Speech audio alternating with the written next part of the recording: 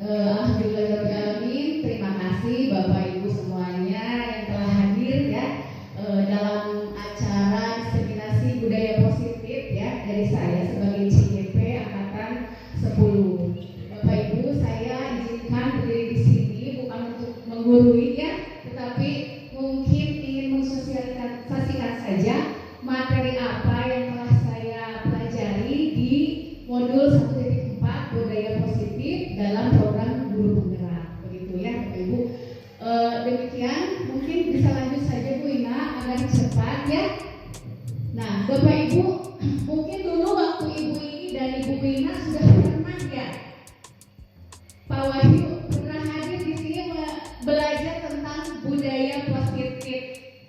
Nah ini adalah konsep inti dari budaya positif, yaitu perubahan paradigma belajar, motivasi perilaku manusia, disiplin positif. Nanti kita juga akan menguak sedikit ya nilai-nilai kebajikan, keyakinan kelas, posisi kontrol guru, kebutuhan dasar manusia, dan segitiga restitusi.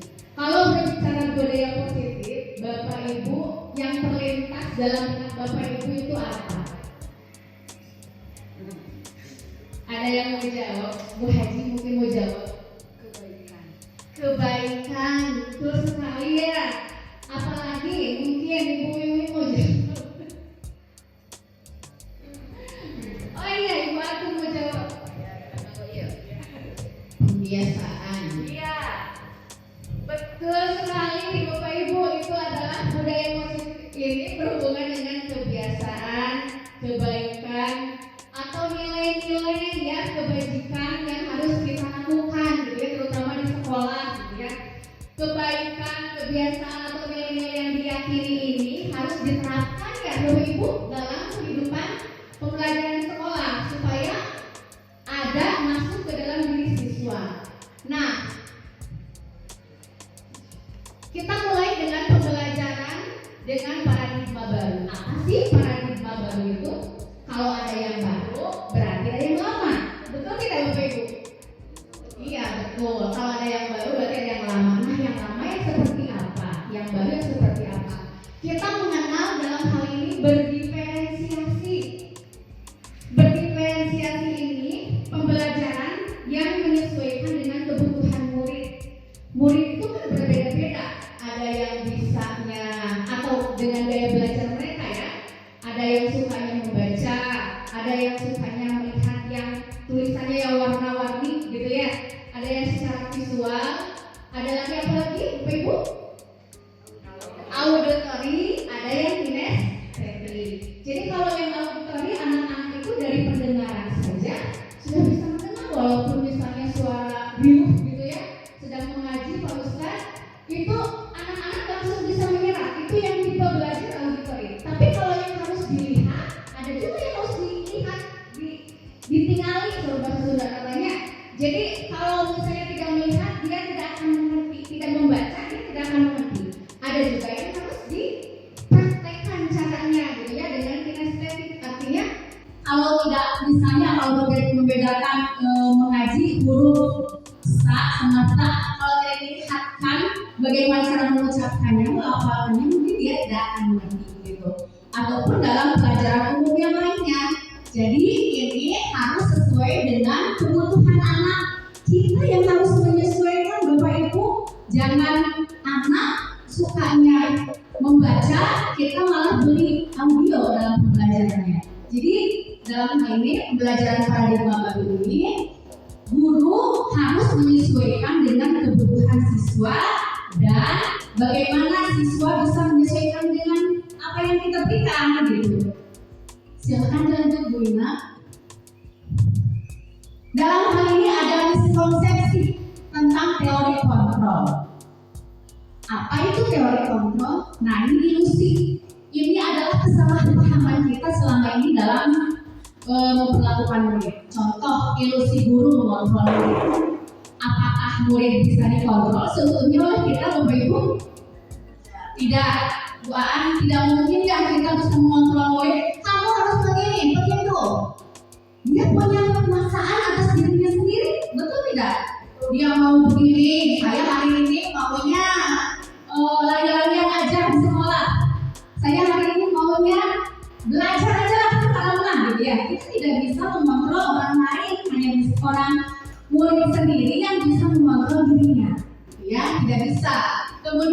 bahwa kita ilusi bahwa semua penguatan posisi efektif dan bermanfaat.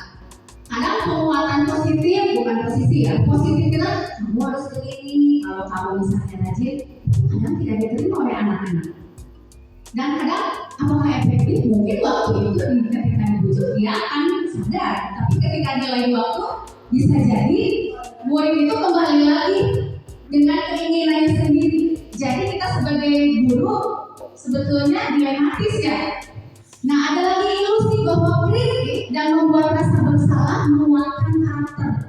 Nah, kalau kita mengkritik atau membuat rasa bersalah itu menguatkan karakter. Ini dalam pandangan teori kontrol yang sekarang kalau kita mengkritik anak itu justru karakternya akan muncul.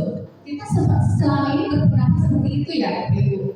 Kemudian kalau anak dibuat rasa bersalah, disudutkan, ditekan oleh kita, kamu harus begini, kamu salah, begitu. Anak akan terbentuk karakternya. Nah, ini selama ini pemahaman kita yang harus diubah. Katanya kalau menurut teori kontrol itu benar, ya. Kemudian ilusi bahwa orang dewasa berhak memaksa. Karena anak punya kontrol atas dirinya sendiri, maka orang dewasa tidak bisa memaksa harus begini, harus begitu, ya. Karena dia mempunyai kuasa penuh atas dirinya sendiri. Itu Bapak Ibu. Kalau kita memaksakan kehendak kepada anak, kita harus diam, harus menurut apa yang kita inginkan, maka itu bertentangan dengan teori kontrol. Boleh dilanjut? Nah, mengubah paradigma stimulus respon untuk teori kontrol. Ini ada dua teori. Kalau yang selama ini kita pahami itu namanya teori stimulus respon, ya. Stimulus itu rangsangan dan ada respon, ya. Jadi yang pertama realitas kebutuhan kita sama, itu kata stimulus respon. Tapi kalau menurut teori kontrol, realitas atau kebutuhan setiap anak itu beda-beda. Ada yang karena kebutuhannya kurang tidur dengan yang cukup tidur, ya.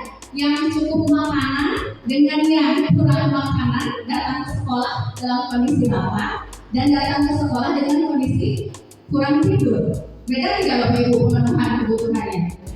Beda pasti. Anak saya tidak kalau di sekolah pagi-pagi sudah ada di warung. Wajib itu tandanya menandakan anak itu bagaimana? Kurang makanan, akhirnya lapar. Dia dari rumah tidak makan dulu mungkin ya. Nah ini. Nah kalau misalnya semua orang melihat hal yang sama. Nah kalau teori kontrol setiap orang memiliki gambaran yang berbeda. Kalau kita melihat tentang sesuatu hal atau kasus, saya dengan Bu Haji bisa beda ya Bu Haji penyelesaiannya. Tidak akan bisa semua orang bisa katakan. Kemudian kita mencoba mengubah orang agar berpandangan sama dengan kita.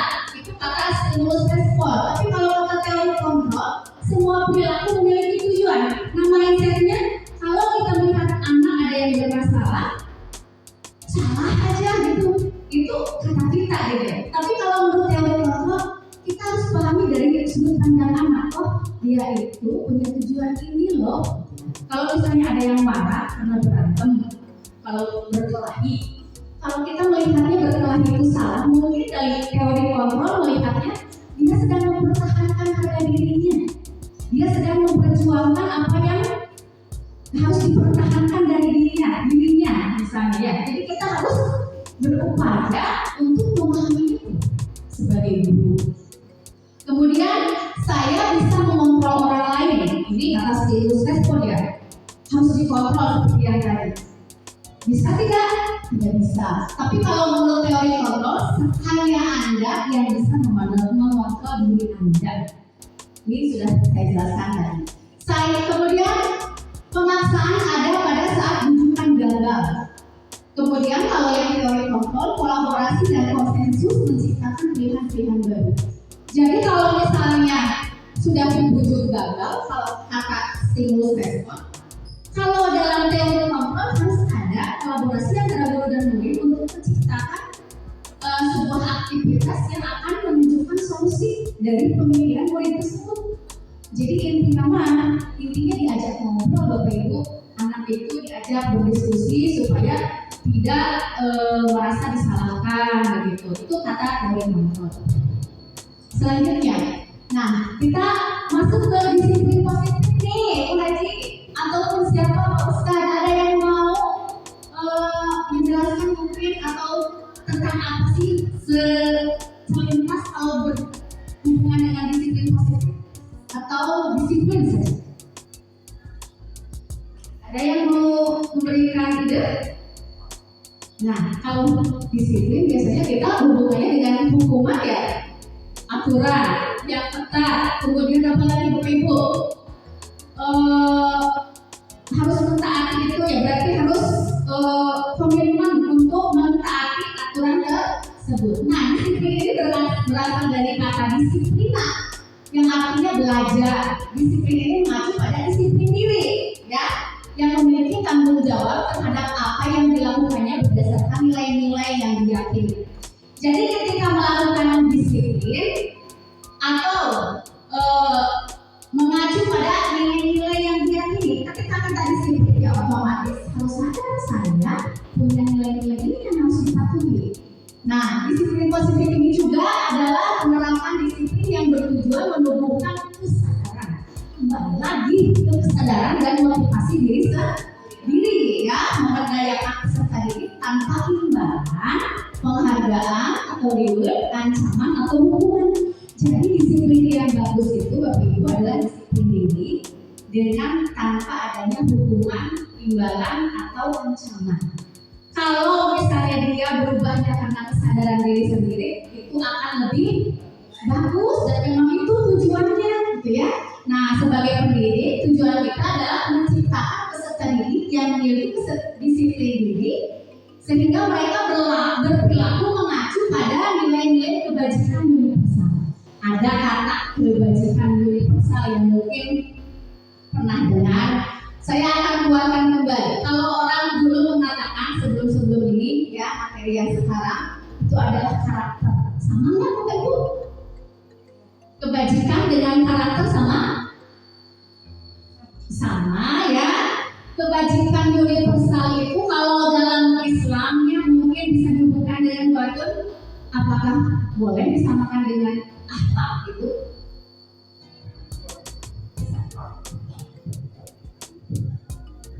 Ya, karakter itu adalah kalau dalam Islam menurut saya yang disebut dengan akhlak.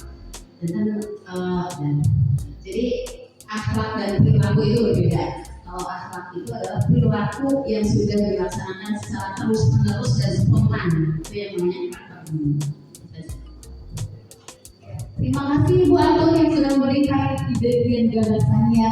Jadi kalau misalnya kebajikan universal ini dalam bahasa sekarang namanya kebajikan universal. Nah, kita akan gali lebih lanjut ya seperti apa kebajikan universal. Nah, ini nilai-nilai kebajikan yang disepakati bersama lepas dari subangsa, agama, bahasa maupun latar belakang. Jadi dimanapun Bapak Ibu mau di Papua, mau di Sunda, mau di asal ada di Indonesia begitu ya, nilai kebajikan itu pasti ada sama gitu ya. Benar bahasannya mungkin contohnya apa? Nah ini contoh nilai kebajikan: beriman dan bertakwa sesuai program pelajaran Pancasila yang 5 itu 5 atau 6 Bapak Ibu supaya nggak ngantuk. Berakhlak mulia gitu ya, beriman dan bertakwa, berakhlak mulia, kemudian gotong royong, mandiri, kreatif dan bernalar kritis. Itu adalah nilai kebajikan yang akan diacu oleh kita. Nah, ada lagi dari BO Primary Years Program, contohnya toleransi, rasa hormat, integritas, mandiri, menghargai, antusias, empati, pengetahuan, kreativitas, ya, kerjasama, percaya diri dan komitmen. Komitmen ini bisa dikatakan sebagai komitmen diri dalam mentaati aturan dalam jangka waktu yang lama, gitu ya. Kemudian ada keterampilan hidup atau life skill, dapat dipercaya, lurus hati. Ini ada yang bilang lurus hati, benar kalau dalam PPKM lurus hati ini bisa dikatakan sebagai keinginan untuk terus melakukan kebaikan, tidak belok-belok ya, lurus saja gitu. kemudian pendengar yang aktif, open juga ya beretika dalam ketika pembicaraan kita mendengarkan dengan baik dari lawan bicara kita. Kemudian tidak merendahkan orang lain dan memberikan yang terbaik dari diri. Nah ini menarik, memberikan yang terbaik dari diri. Anak-anak itu sudah punya belum Bapak Ibu? Kurang ya? Kadang mereka berbakat dalam satu hal tapi dia tidak mau untuk tampil, betul tidak? Banyak yang sepertinya anak ini cocok di dalam kesenian ini atau peragaan ini atau olahraga ini, tapi dia malu mengekspresikan diri. Nah ini sebetulnya harus dibantu oleh kita supaya anak-anak bisa bisa mengeksplor apa yang dia punya, gitu ya, apa yang dia miliki. Nah, berhubungan dengan tadi ketika ada anak bermasalah, berhubungan dengan kebutuhan dasar manusia. Ini sudah tidak asing lagi, sudah pernah disampaikan dulu ya. Saya hanya mengingatkan saja Ibu, kebutuhan dasar ini kebutuhan yang segala sesuatu yang kita lakukan untuk mendapatkan apa yang kita inginkan ya. Jadi seluruh tindakan kita lakukan memiliki tujuan tertentu dan semua usaha terbaik yang kita lakukan adalah dalam rangka agar kebutuhan dasar kita terpenuhi dengan baik. Bapak Ustadz petang-panting kesana kemari cari apa Ustadz? Cari uang. Saya kesini juga cari uang ya, mungkin Anda sedikitnya memenuhi apa yang sudah kita dapatkan. Nah, sekarang saya melakukan kewajibannya itu untuk memenuhi kebutuhan. Ada nggak orang yang diam saja ketika sebetulnya hidupnya tidak terpenuhi? Ada aja ya, tapi jarang mengajirin ya. Orang pasti ketika menipis kesediaannya langsung semangat satu lagi ya supaya tidak kekurangan. Nah itu coba punya ini berhubungan dengan kebutuhan dasar manusia. Dalam hal ini bertahan hidup ini makanan, pakaian, tempat tinggal, keamanan serta kesehatan. Kalau orang kekurangan makanan otomatis langsung cari pakaian, cari walaupun tidak terlalu penting sekali ya. Tempat tinggal. Kalau misalnya kebanjiran tempat tinggalnya, Bapak mau diam saja di situ. Kalau misalnya tidak, yang juga dibalik ada kebakaran, mau diam saja tidur tanpa ada atap gitu. Tidak pasti kita akan berpikir untuk menemukan solusinya ya. Rasa kasih sayang dan diterima, dipedulikan, berbagi, gitu ya, kerjasama, kemudian menjadi bagian dalam kelompok. Ini anak kalau bekerja sama sering kita lihat ya, ada yang tidak mau atau tidak diterima oleh kelompoknya, berarti kekurangan rasa kasih sayang dan rasa diterima. Ada penguasaan, ada siswa atau murid yang harga dirinya tinggi, kemudian keinginan untuk dianggap, memimpin, berprestasi, diakui dan didengar. Dia harus jadi pemimpin di kelompok itu. Dia harus punya andil gitu ya, berperan dalam kelompok itu. Ada yang seperti itu. Ada yang kebebasan kebutuhan dasarnya, mandiri, yang memiliki pilihan, mencoba hal baru, mampu mengendalikan arah diri. Ini kalau kita mengajar di kelas, otomatis kalau ada tipe anak yang seperti ini, kita tidak bisa pakai metode yang itu aja Pak Ustadz. Kita harus berbagai macam model pembelajaran dan metode dilakukan karena tipe anak ini akan selalu menuntut. Harus kita kelas terus keluar mengajarnya. Ya, ada yang seperti itu Pak Ustadz. Ada sekayawainya. Kemudian ada anak yang senang bermain, humor, antusiasme, tertawa. Harus selalu humor. Coba kalau misalnya Ibu kalau mengajar di kelas pantun, harus banyak sosok pantun di sini biar anak-anak suka gitu ya.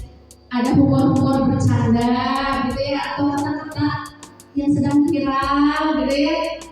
Atau jadi kita menyatu ke dalam dunia mereka. Ada yang anak yang suka seperti itu, jangan terlalu kaku gitu. Datang ke kelas itu jangan hanya kita sendiri saja gitu, anak-anak melihat ini tidak ada sinkron penyambung gitu ya. Harus kita ada di dunia mereka supaya mereka juga bisa. Nah, tipe anak yang seperti itu yang suka senang seperti itu ada Bapak Ibu. Jadi kita juga harus perhatikan gitu ya supaya bisa masuk pembelajaran yang kita berikan. Selanjutnya Ibu ingat motivasi. Nah, ini ada motivasi atau perilaku manusia. Ada 3 Bapak Ibu, ada 2 ya kalau motivasi ekstrinsik dan intrinsik. Nah, kalau yang ekstrinsik ini berhubungan dengan ini mohon maaf ya, ini kebalik sepertinya. Ini intrinsik ya, itu ekstrinsik. Jadi kalau intrinsik itu dari dalam diri sendiri ya, tidak ada dari luar. Contoh dari luar ya, dari dulu hukuman, imbalan, penghargaan atau reward itu dari ekstrinsik. Kalau misalnya Bu Haji, ayo nanti kamu ke sekolahnya jangan telat ya, nanti Ibu beri hadiah. Itu ekstrinsik apa intrinsik Bu Haji? Ekstrinsik kan dari luar. Kalau Bu Haji tidak memberi imbalan, mau tidak anak tersebut untuk datang tepat waktu ke sekolah? Belum tentu. Atau Mas Hendra pakai helm di jalan, kalau pakai motor motivasinya apa? Menjaga keselamatan. Apa karena takut ditilang polisi? Itu motivasinya apa kalau menjaga keselamatan? Ya karena butuh ya, karena ingin selamat, tidak ada dari luar. Kalau ditilang polisi mungkin ekstrinsik ya. Tapi kalau dari diri sendiri ya saya ingin selamat. Kalau saya jatuh, jedak, batu gitu ya, saya bisa amnesia sampai lupa istri misalnya. Jadi kalau sebenarnya kita mendoakan gitu ya, tapi itu motivasinya kan prinsip gitu ya. Nah itu yang saya utarakan sekarang supaya anak-anak punya motivasi prinsip itu kita melakukan budaya positif di sekolah. Nah, kemudian ada lagi nih dalam hal kasus-kasus dengan siswa, hukuman, konsekuensi dan restitusi. Mungkin sudah pernah mendengar juga, tapi nggak apa-apa ya, saya ingatkan kembali Bapak. Restitusi ini yang baru yang saya pelajari. Tapi sebetulnya sering juga kita melakukan, tapi mungkin namanya tidak tahu. Itu restitusi gitu ya. Ada beberapa bapak atau ibu yang sudah melakukannya gitu. Yang pertama hukuman, ciri-cirinya tidak terencana, tiba-tiba ujuk-ujuk aja ya. Ada anak yang kesiangan, langsung bersihkan WC. Kita tidak merencanakan, harus mau ngapain ya ini? Seninya bapak ibu saya mengakui saya sering seperti itu, gitu ya. Mulai tidak tahu apa yang akan terjadi atau tidak dilibatkan. Contoh ketika anak dihukum tidak tahu saya akan bernasib seperti apa. Jadi kalau misalnya dia datang terlambat, saya mau ngapain ini, bingung bertanya-tanya ya. Itu hukuman berupa terus bersifat satu arah dari guru saja, tidak ada dari murid. Kemudian berupa fisik atau psikis, hukuman konsekuensi. Jadi hukumannya bisa fisik seperti berlari gitu ya, membersihkan WC, atau psikis yang ada hukumnya mungkin dipermalukan gitu ya di depan teman-temannya, itu psikis sampai dia dendam, sampai dia mikir terus saya tidak suka sama si ibu ini, dendam gitu sampai akan terbayang-bayang dalam pikirannya sampai dia dewasa nanti begitu. Kemudian konsekuensi, perbedaan dengan hukuman, yang konsekuensi ini disepakati Bapak Ibu sesuai peraturan gitu ya. Kemudian ini disepakati dengan siswa. Kalau kalian tidak upacara atau tidak memakai atribut lengkap ke sekolah, kalian nanti akan membersihkan WC. Nah itu namanya konsekuensi. Ketika kita menagih ke anak-anak karena mereka tidak memakai atribut lengkap, lalu mereka membersihkan WC, itu namanya konsekuensi karena sudah ada sudah disepakati sebelumnya ya. Murid tetap dibuat tidak nyaman, itu tetap tidak nyaman ya. Siapa yang mau membersihkan WC ibu-ibu? Ya, sikap guru memonitor murid, jadi memantau. Kalau tidak ada guru itu, anak bisa kembali lagi tidak Bapak Ibu? Jadi saya kalau Bu Haji sudah tidak ada, Siswa itu bisa saja ya, kita kabur saja. Misalnya seperti itu. Nah, kemudian restitusi yaitu proses menciptakan kondisi bagi murid untuk memperbaiki kesalahan. Nah, yang sudah saya tadi ya katakan sebelumnya bahwa ketika restitusi ini ada diskusi ya, murid juga ikut terlibat memberikan solusi pada masalah dia gitu. Jadi itu saya harus begini, saya harus begitu gitu ya. Proses kolaboratif yang mengajarkan murid mencari solusi sendiri. Itu restitusi. Nah, ini adalah kontrol 5 posisi kontrol guru ya. Ada penghukum, pembuat rasa bersalah, pemantau, manajer, teman. Saya termasuk apa ya? Saya termasuk penghukum Bapak Ibu. Pemantau, dia juga pembuat rasa bersalah. Iya, kadang-kadang. Terus apa lagi? Manajer. Kayaknya jarang-jarang dan memang baru ini ya, baru tahu ada manajer. Ternyata kalau saya tidak bekerja di perusahaan jadi guru juga saya bisa jadi manajer. Teman, bisa? Saya sebenarnya pasti kita suka berteman dengan siswa gitu ya. Saya juga suka, tergantung jenis kesalahan apa yang selalu dilakukan oleh siswa ya. Kalau misalnya sedikit kecil-kecil, jangan dilakukan lagi ya besok. Itu sebagai teman gitu ya, osongannya seperti itu mah. Nah, ini contoh 5 posisi kontrol guru. Contoh nih, kalau ada kasus tidak memakai atribut lengkap satu peserta bendera, seringnya Bu Ina sering sekali ini. Kalau hormat pada bendera selama 1 jam, ini namanya apa? Tipe apa? Ini tipe pembunyi kata Pak Guru deh. Hormat pada bendera 1 jam. Nada bicaranya juga Bapak Ibu beda ya. Kalau pembunyi enggak seperti itu ya. Kemudian berapa kali Ibu atau Bapak harus memberitahu kamu selalu saja mengecewakan Bapak Ibu atau Bapak ya. Ini adalah membuat rasa bersalah. Boleh lebih misalnya contohnya lama-lama yang bisa jantungan kalau kamu seperti ini terus. Itu membuat rasa bersalah. Iya tuh pusing Ibu ini. Kamu kalau begini terus pusing Ibu. Itu rasa bersalah mungkin Ibu juga menyadari seperti itu ya. Nah ini kasus tidak memakai atribut lengkap saat berbicara ketika Bapak Ibunya berbicara seperti ini. Apakah kamu tahu kira-kira kesalahan kamu? Bagaimana kamu memperbaiki kesalahan kamu? Kalau di bahasa Sunda ini karena namun aku kamu kesopan gitu kayaknya. Mami kita imam sedikit aku kalau bahasa Indonesia kita kan biasanya pakai bahasa Sunda ya. Seperti itulah mungkin bahasanya sebagai manajer ya. Ada lagi. Nah, ini ada sedikit quiz. Boleh jawab sama-sama, boleh pribadi. Siapa yang bisa Bapak Ibu ajukan tangan ya. Saya kecewa sekali dengan kamu. Apa acu-acu dan jujur? Coba kita lihat jawabannya. Oh iya betul. Tangan dong buat Bu ini. Sepertinya sudah sedikit mencerna ya apa yang saya sampaikan dari Bu Ima belum berat senior saya ya yang kata tujuh.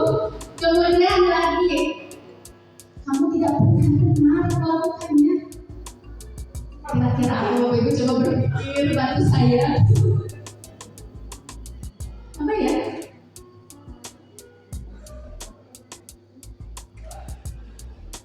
Ada? Panggil mungkin? Pemukul, kata Bu Ina pemukul. Coba Bu Ina. Bu Ina masih berpikir. Kalau jawab sepertinya. Bu Ina apa Bu Ina? Iya betul Bu Ina. Cinta Bu Ina. Kalau PU menghukum gitu ya. Apa lagi? Ada lagi Bu Ibu. Apa rencana Bapak menyelesaikan masalah ini? Manajer.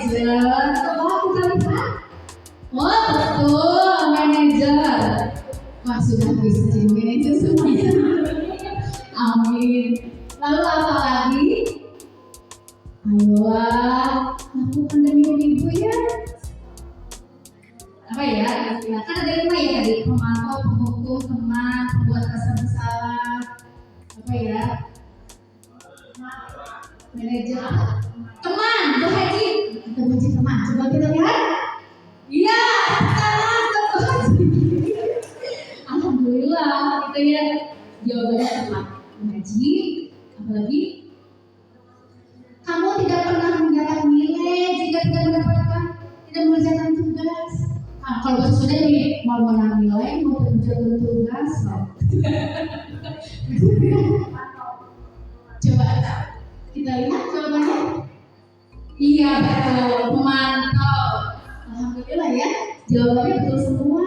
Nah, sekarang sudah ya Bapak Ibu kuisnya. Nah ini ada keyakinan kelas. Keyakinan kelas ini mengapa keyakinan kelas bukan peraturan kelas? Kalau dulu, zaman dulu ya kita sekolah namanya Bapak Ibu keyakinan peraturan kelas ya. Kata tertib aturan suka ditempel di dinding. Nah kalau sekarang katanya beda lagi namanya keyakinan kelas. Alasannya apa? Karena yang namanya keyakinan kelas itu ada yang jawab dulu sebelum saya jelaskan.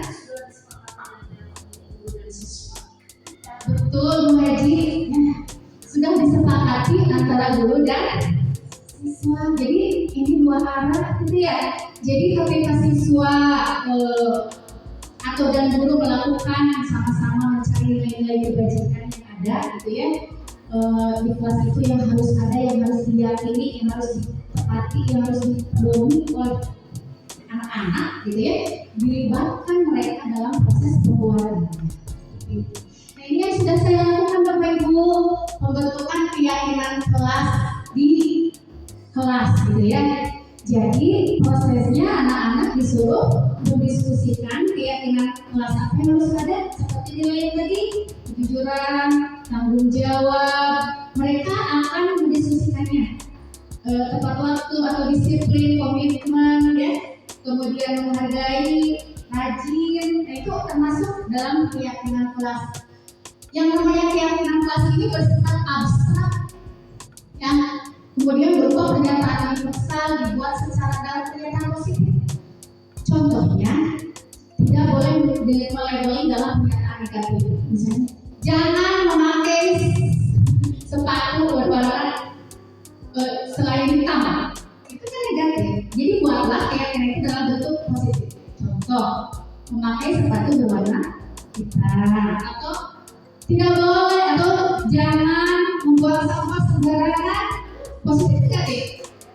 Negatif, harusnya mungkin buanglah sampah pada tempatnya. Nah, di rumah juga seperti informasi sudah saya dengar, Ibu membiasakan kepada anak kita juga ya di rumah itu untuk selalu memerintah anak itu dengan kalimat-kalimat yang positif, jangan ada negatifnya, jangan kebanyakan kata tidak bolehnya atau jangannya. Itu menurut psikologi gitu ya, hanya sebagai informasi saja gitu. Jadi mungkin sedikit demi sedikit mari kita terapkan gitu ya. Waktu itu kalau sudah tahu, dan memang akan susah sekali merubahnya ya. Kemudian sedikit saja agar mudah diingat, jangan panjang-panjang. Kejujuran cukup ya diingat gitu ya. Kemudian sesuai dengan kondisi kelas dan sekolah sehingga mudah diterapkan, semua warga sekolah atau kelas dilibatkan saat membuat keyakinan. Ini saya pengalaman saya dalam membuat keyakinan sekolah ini atau kelas ini, siswa itu rata-rata senang. Bapak Ibu dilibatkan, apalagi ya Bu katanya, oh Ibu belum ada tanggung jawab, ya sudah boleh tulis tanggung jawab itu apa? Walaupun dia tidak bisa jawab, yang penting dia sudah bisa menulis dan tahu oh kita itu harus bertanggung jawab. Responnya positif Bapak Ibu, ternyata kalau kita arahkan untuk seperti itu. Misalnya Bapak Ustaz di Firawati ada juga peraturan keyakinan kelas seperti itu, boleh gitu ya. Misal Bu Ustaz misalnya duduk, tidak boleh duduk, ajaran tidak boleh duduklah di atas kursi, jangan di meja gitu ya. Kan suka seperti itu ya. Boleh buat keyakinan kelas tidak ada dua, masih arti gitu misalnya memakai keyakinan kelas yang berbeda dengan yang umum begitu. Jadi sesuai dengan kebutuhan kita. Hormat terhadap guru gitu misalnya, supaya anak-anak dan mereka dilibatkan membuat itu Jadi boleh digunakan satu sesi mengajinya untuk membuat itu gitu supaya ada keterlibatan dari mereka agar mereka bisa mengubah dirinya gitu tanpa terpaksa. Ya betul baik, punya rasa tanggung jawab terhadap apa yang sudah dibuat. Nanti kita akan gampang sekali menanyakan lagi, kamu kan sudah buat kemarin. Berarti kalau begitu kamu mengingkari keyakinan kelas yang sudah disepakati gitu. Tidak akan pusing-pusing lagi memasukkan afirmasi positif kepada mereka begitu. Kemudian segitiga restitusi. Nah ini sudah hampir selesai ya. Semangatnya dulu dong. Kalau saya mengatakan SMP 6 Raja Desa, ibu bilang hebat begitu. Coba Bapak Ibu, SMP 6 Raja Desa. Supaya tidak ngantuk ya, ini kan masih lebih baik. Segitiga restitusi itu dialog yang dijalankan oleh guru agar dapat menghasilkan murid yang mandiri dan bertanggung jawab. Itu intinya ya. Kalau misalnya segitiga restitusi ini tidak dijalankan, berarti kita kalau ini sudah ada solusi, berarti kita harus ya sedikit-sedikit menerapkan. Dan itu yang susah ya. Susah tidak Bapak Ibu? Susah karena kita selalu dengan gaya lama ya, kembali lagi bahwa anak itu, murid itu dengan cara-cara kita sebelumnya. Nah ada tiga langkah. Satu, menstabilkan identitas. Dua, validasi tindakan yang salah. Dan ketiga, menanyakan keyakinan. Ya, coba dulu. Nah, yang menstabilkan identitas ini adalah intinya membuat kesalahan adalah bagian dari proses. Ketika anak salah atau murid salah, kita jangan langsung menghakimi kamu salah sebetulnya, gitu ya. Jadi harus ada kayak seperti pembelaan dulu. Oh, ibu juga sama, pernah salah seperti itu. Ibu juga pernah muda, pernah. Jadi dia tujuannya apa? Dia tidak merasa dia itu identitasnya gagal, saya sudah gagal, tidak akan bisa berubah lagi, gitu. Jadi kalau misalnya identitas menstabilkan identitas ini seolah-olah guru ikut dalam pikiran mereka bahwa mereka itu jangan sampai merasa bersalah gitu. Nah kemudian contoh kalimatnya berbuat salah itu wajar ya. Kemudian tidak ada manusia yang sempurna ya. Terus Bapak Ibu juga pernah melakukan itu. Karena begitu ya Bapak Ibu, atau saya saja. Saya saja yang mau sekolah itu sebenarnya nakalnya saya juga mengalami gitu. Bapak atau Ibu tidak mau mencari siapa yang salah. Bapak ingin mencari solusi dari permasalahan ini. Atau kamu berhak merasa begitu. Jadi ya itu yang menguatkan mereka agar tidak terlalu terprosok sama teman. Gitu saya gitu ya. Karunia gitu mentalnya sedikit di up. Menstabilkan identitas, kemudian validasi tindakan yang salah. Nah ini kita harus memahami bahwa dia melakukan kesalahan itu untuk memenuhi tadi ada yang harus dijalankan dalam dirinya. Mungkin dia menjalankan dirinya, mungkin dia memenuhi kebutuhan tertentu gitu ya. Karena apa? Dia pasti jajan lagi pelajaran sekolah gitu misalnya. Gimana? Dia ingin mempertahankan itu gitu. Tapi kan salah di mata kita. Nah itu kamu pasti punya alasan, coba didengarkan alasannya. Kemudian padahal kamu bisa melakukan yang lebih buruk dari ini kan, misalnya, tapi dia tidak melakukannya, gitu ya. Kalau misalnya dibully, dia hanya membalasnya saja dengan bulian sedikit, tidak memukul, gitu. Itu akan sudah untung seperti itu. Kemudian kamu akan bangga karena melindungi sesuatu yang penting buat kamu. Kemudian kamu melakukannya karena mempertahankan sesuatu yang penting sama anaknya. Lalu menanyakan keyakinan, hanya ada tiga saja. Nah itu yang jangan mungkin kita tidak pernah diajarkan. Teori kontrol ini kan pada dasarnya intrinsik, jadi mengubah anak itu mempunyai kesadaran sendiri. Akan enak mana kalau anak sadar dengan keyakinannya sendiri atau dengan keinginannya sendiri atau dari orang lain? Pasti dari keyakinan sendiri karena akan bertahan lebih lama. Kalau orang Islam kita pasti mengenal tobatnya Islam. Kalau sudah bertobat mau melakukan lagi tidak? Tidak, karena itu syaratnya tobat. Tidak boleh melakukannya lagi. Nah itu mungkin sedikit ke situ gitu ya, mirip. Jadi apa keyakinan kelas kita tinggal dibagikan saja. Nilai-nilai apa yang telah disepakati bersama, seperti apa gambaran sebuah kelas yang ideal menurut kamu, atau kamu ingin menjadi orang yang seperti apa. Itu keyakinan kelas. Menanyakan keyakinan. Nah, Ade Fahri sama Sepril, Ibu dengar laporan ya dari Silakan Ibu. guru yang mengajar hari ini. Kamu kemarin 3 hari tidak sekolah, kalian berdua ya. Apakah benar?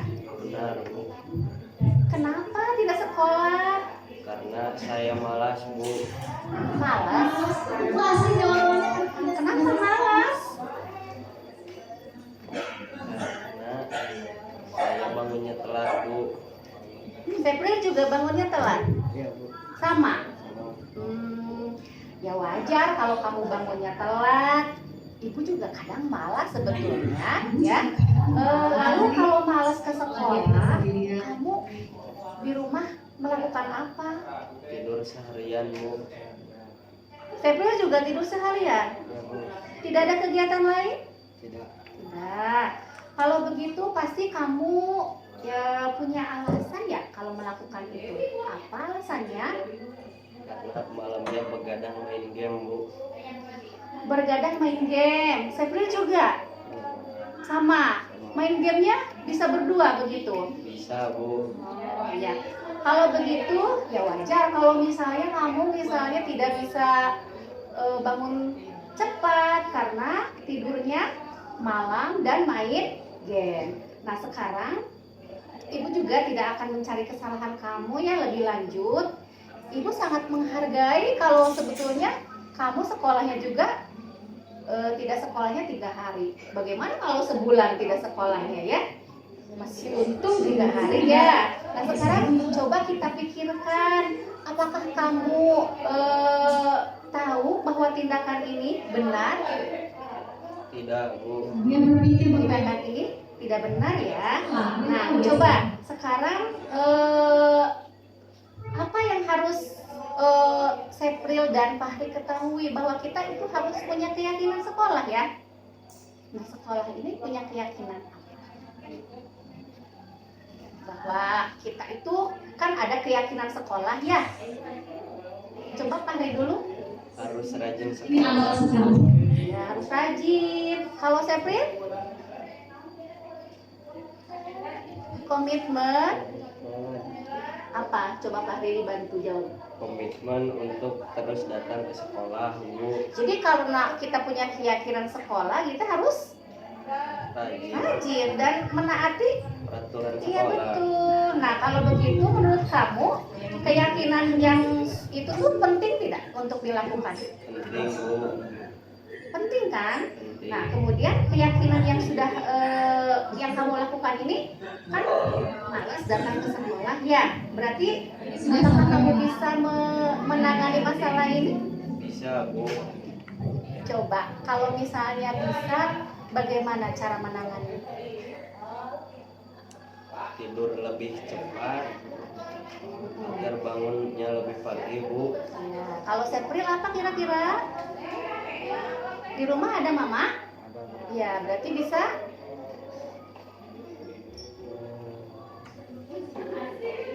Apa?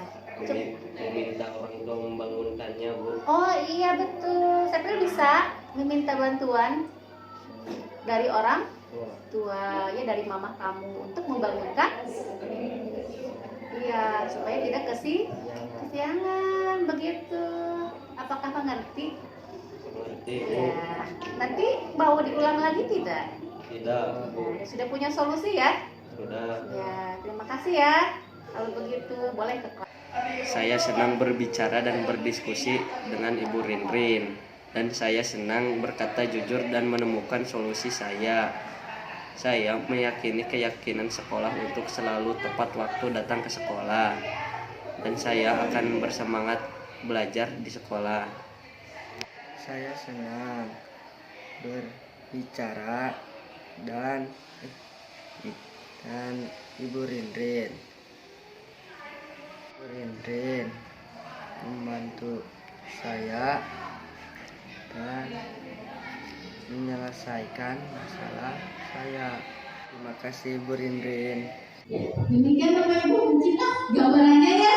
Saya juga belum sempurna melakukan itu, masih belajar. Ya, mungkin Bapak Ibu nanti bisa mempraktekannya ya. Jadi kalau ada anak yang mungkin sedikit bermasalah, kalian mempraktikkan itu sambil ngobrol-ngobrol supaya menggali solusi dari mereka sendiri gitu ya. Dan meyakini keyakinannya tadi untuk berkomitmen gitu agar mereka datang ke sekolah selalu gitu, karena kan kalau misalnya tidak ke sekolah itu sangat melanggar ya. Dan perlu juga koordinasi dengan orang tua selain berdiskusi dengan siswa gitu. Nah, sampailah Bapak Ibu di akhir, ini adalah penutup dari materi yang sudah saya jelaskan, bahwa dalam penerapan program disiplin positif gitu ya, hendaknya guru memiliki standar kepribadian profesional dan sosial yang baik, di mana guru mampu merefleksikan dirinya sebagai posisi kontrol saat ini, bagaimana perjalanan dirinya sebagai among itu manajer ya, yang menuntun murid-muridnya menjadi insan yang mandiri, merdeka dan bertanggung jawab. Artinya ibu terlepas dari segitiga institusi yang sudah kita pelajari, apa saja kita sebagai guru harus punya pribadi yang baik gitu ya, sebagai contoh tuntunan bagi anak. Guru-guru itu kan digugu dan ditiru gitu ya, kita harus memberikan contoh yang baik supaya ketika melakukan segitiga institusinya dia tidak akan membalik gitu ya. Kalau kita tidak seperti itu ya kita kan malu gitu. Jadi kalau kita punya kepribadian yang baik, kita akan dengan mudah membuat siswa memiliki kesadaran pada dirinya sendiri untuk selalu melakukan disiplin positif. Yang Bapak Ibu yang bisa saya sampaikan, terima kasih atas perhatiannya dan semoga ilmu yang kita dapat, yang kita pelajari, saya juga banyak belajar dari Bapak Ibu semua, menjadi berkah dan menjadi sebagai penyemangat untuk kita untuk selalu senantiasa melakukan perjuangan agar murid-murid kita selalu ada dalam koridor gitu ya, berbudaya positif dan mempunyai kesadaran dari dirinya sendiri atau motivasi prinsip. Nah, sebelum saya tutup Bapak Ibu, barangkali ada yang mau bertanya mengenai disiplin positif ini. Mudah-mudahan saya bisa jawab. Kalau tidak bisa saya jawab, saya akan minta bantuan kepada Ibu Kiki dan Bu Ina, senior saya Ibu Ciki yang sudah jadi guru penggerak asli begitu ya. Silakan Bapak Ibu. Bu Haji mungkin? Ya. Assalamualaikum warahmatullahi wabarakatuh. Mohon penjelasan bagaimana caranya kita apabila akan membuat kesepakatan kelas dengan siswa.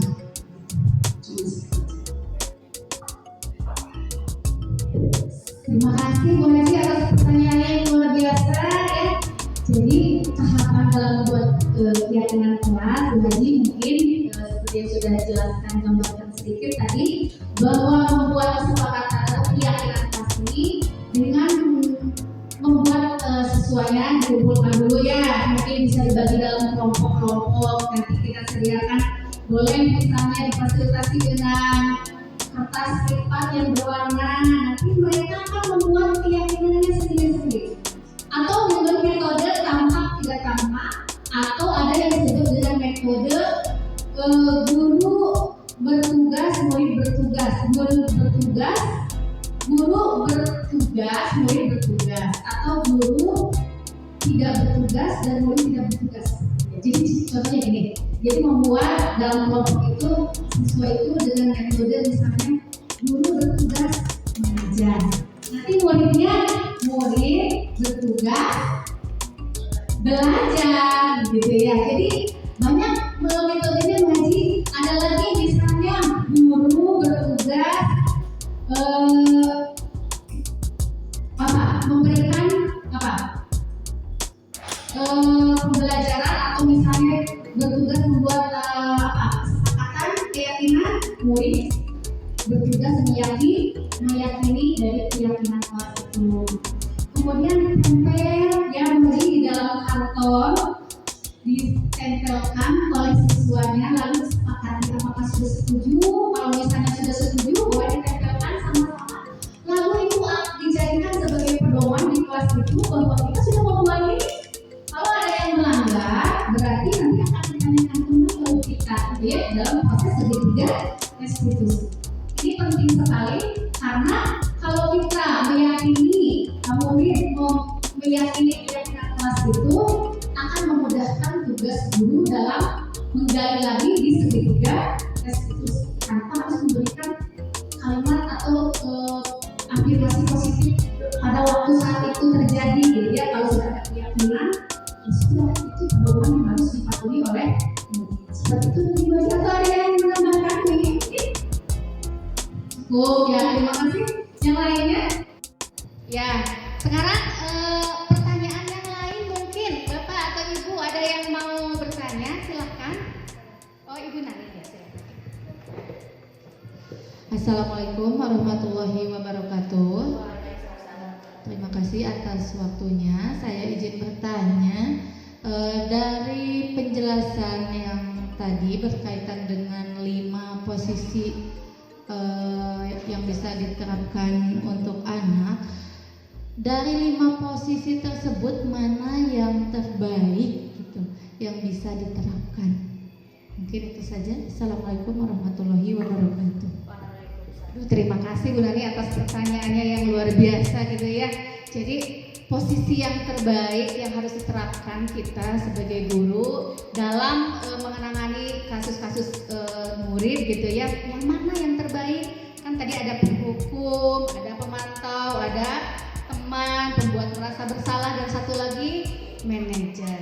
Nah, saya rasa menjadi manajer ini adalah yang terbaik, Bu. Jadi kita bisa menggali masalah yang dihadapi oleh siswa. Kita juga bisa lebih dekat dengan siswa ya. Kita bisa memperoleh solusi dari siswa. Jadi ada aktivitas antara guru dengan siswa dalam menyelesaikan masalahnya. Ketika kita berperan sebagai manajer, maka akan mudah sekali bagi kita untuk mengetahui masalah mereka, lalu mereka akan berperan serta ikut andil dalam menyelesaikan masalahnya. Tentu saja dengan cara bertanya yang baik, dengan langkah-langkah yang benar ya Bu. Yang tadi ada satu, tadi menstabilkan identitas, kemudian ada lagi memvalidasi tindakan yang salah, dan satu lagi adalah menanyakan keyakinan. Ketika kita sudah melakukan tahapan-tahapan itu, maka insya Allah nanti siswa akan lebih mudah dalam kita atur gitu ya, bukan kita atur, dalam menemukan masalah sendiri, dalam mencari atau bersolusi gitu ya, dalam menyelesaikan masalahnya sendiri, sehingga akan terbentuklah karakter-karakter atau nilai-nilai kebajikan gitu ya, yang kita harapkan sesuai dengan keyakinan kelas atau sekolah yang sudah disepakati bersama gitu Ibu. Jadi ketika dalam pembelajaran sehari-hari kita kan sering ya Bu menemukan masalah seperti itu gitu ya.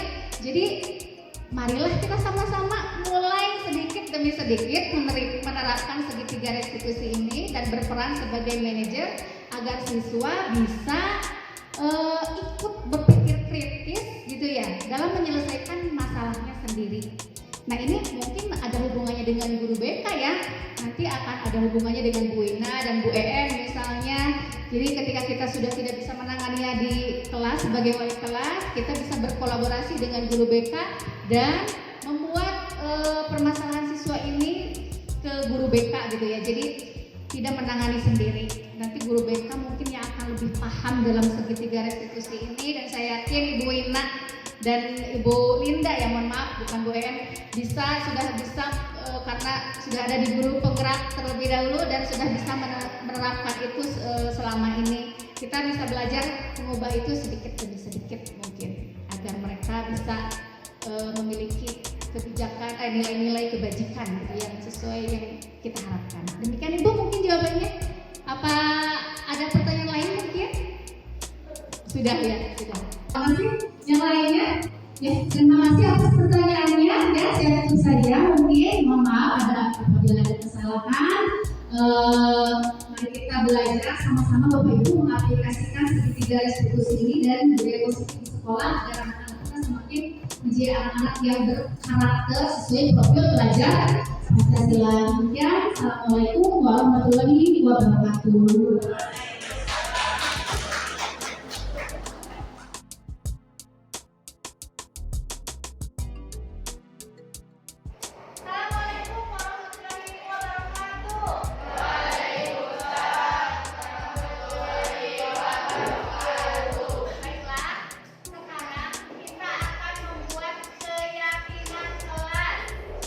Kalian tahu apa yang namanya keyakinan kelas? Tidak.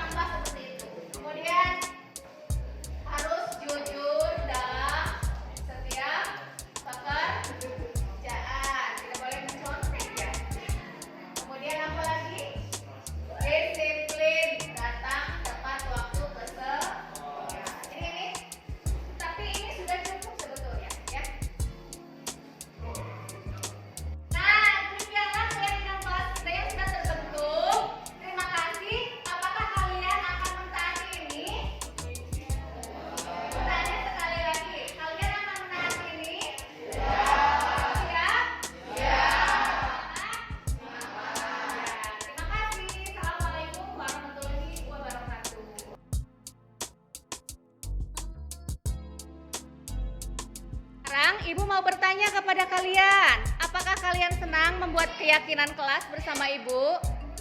Senang. Senang sekali. Menurut kamu, keyakinan kelas itu penting atau tidak? Penting. Aman harus dilakukan. Sekali untuk diyakini.